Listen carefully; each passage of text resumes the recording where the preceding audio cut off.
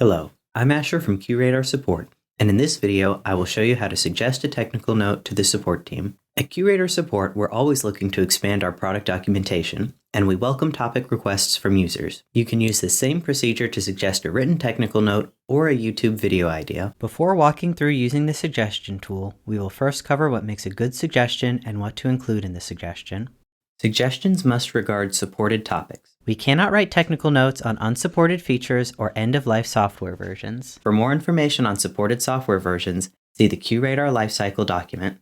For more information about what topics are in scope and out of scope, go to the QRadar 101 support page, scroll to the documentation table, and in the drop-down, select Support Policies. Here you can search to see whether your topic is out of scope. If you are unsure about your topic, you can still submit your idea and our team will make that determination. To help you understand how to format your suggestion, let's review what types of articles we write. Our technical notes fit into 3 categories: how-to, troubleshooting, and question and answer. How-to articles explain a process, such as how do I change the WinCollect10 base path. Troubleshooting articles explain how to diagnose an error.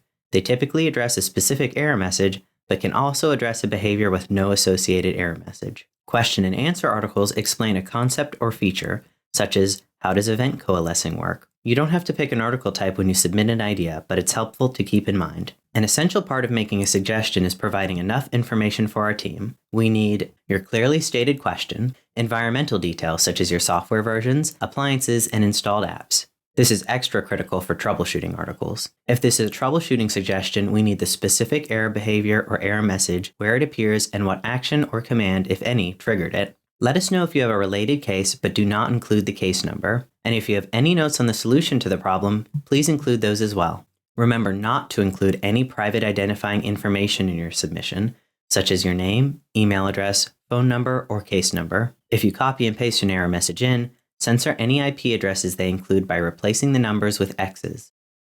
Before you suggest a new idea, make sure to check our Technical Notes 101 page and complete a quick keyword search to see whether the article already exists. If you don't see the article you're looking for, click the Give Feedback button. Click Suggest Content, fill out your request, then click Submit. Remember that if your suggestion regards requesting an update to an existing article, it is better to click the Share Your Feedback button on that page and complete the form there. So how does the support team handle these suggestions? When we first get a suggestion, we triage it by determining if it is out of scope or covered by other documentation. If we have existing related documentation, we may choose to update it to cover the requested topic rather than create a new article. Because we do not collect personal information along with suggestions, we cannot contact you when the article is completed, but you can sign up for IBM My Notifications to be notified when new high-impact articles are published. For videos, you can subscribe to IBM Helps and turn on the notification bell. We appreciate any suggestions users give us, whether they are for written articles, updates, or video ideas. The one thing to keep in mind is that we need as much information as you can give us. Thank you for helping us fill our support content gaps.